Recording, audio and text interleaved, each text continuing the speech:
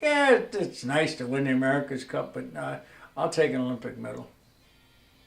How did you feel about the 33rd Cup back in Spain that just finished between the trimaran and the catamaran? Oh, that was an awesome piece of engineering. On the trimaran, all the things I've heard about it, and then of course, not being computer literate, that I should have been a little more attentive to where it was going. I was going through Versa and everything else looking for it, never found it, but the pictures I saw of it, and of course James Spithill is, I'd like to call him a friend. We've communicated quite a bit. He sailed in August 24s. We saw him in the America's Cup as well. But the guy was, he's just growing with so much information now in his head, as well as what he can put through his hands into the performance of a boat. It's amazing. And of course, hearing about all the information in his sunglasses, give me a break. I mean, come on. What's that little ribbon that we used to tie on the sides there? A telltale, yeah. What else is necessary? That's beautiful. Next America's Cup, you think it's going to be in a monohull or a multi-hull?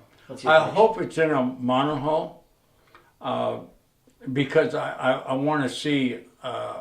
I don't want to see ultimate, breakthrough boat speed. I want to see the players on the boat still have an impact on the outcome of the race. That's the way I look at it. Do you think that perfect setup for match racing then is a monohull, not multiple? Yeah, I don't. Didn't we see where the one boat was stuck in irons, and before they could get out, the other boat was a half a mile up the race course? So, that's pretty hard on television too. You got an awful big wide angle lens to compass all that. I enjoyed the America's Cup. I enjoyed because it wasn't only some of the basic rules of sailing really made a difference in the outcome of the race, but it was also all the technology that was brought in. And now, like we were talking a little earlier about the trimaran and the catamaran. Catamaran, it had soft sails and everything else. Mm-hmm. The trimaran with the hard sail and all the things that were going on, the mechanical aspect of it. Now take all those computers out of there and put it all to human beings. then you'd really see a lot of crashing and burning because I don't know, how much is this puff going to be, coming at me, and it's, geez, it still looks like about 10, and all of a sudden it shows up at 22 knots, and there you are flying around with the mast almost horizontal to the water. I don't think that'll work so well.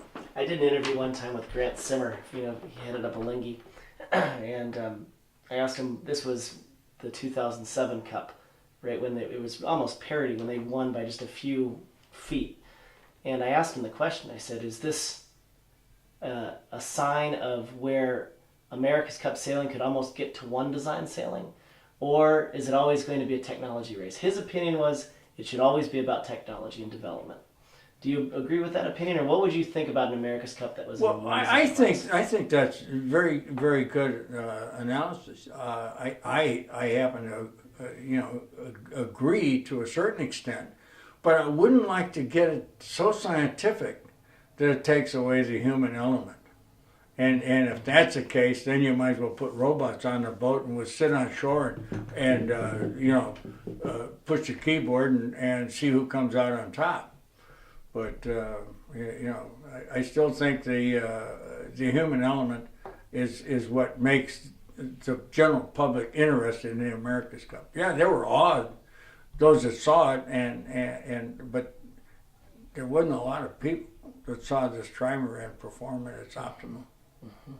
I suppose the next step, if you wanted to go even faster on the platforms, is take some of that America's Cup technology and throw it into iceboat hard sails. Mm-hmm. But I'm afraid we killed too many people.